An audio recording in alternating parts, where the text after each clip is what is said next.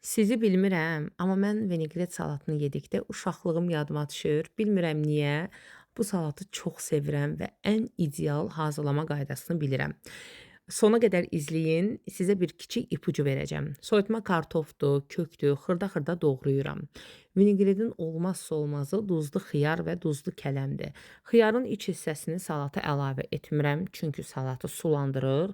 Ancaq kənarlarını xırda-xırda doğrayıram və yaxşıca sıxıram əlimlə ki, qətiyyən suyu salata getməsin. Və soğanı da nazik-nazik doğrayıram. Soğanı qeyd eləyim ki, qırmızı soğan da vura bilərsiniz, ağ soğanda çox xanımlar soğanı qovurub əlavə eləyirlər. Mən belə etmirəm. Belə edirsinizsə yazın şərhlərdə və soğana bir qədər duz vururam, acılığı ki ölsün. Ondan sonra çuğunduru da xırda-xırda doğrayıram.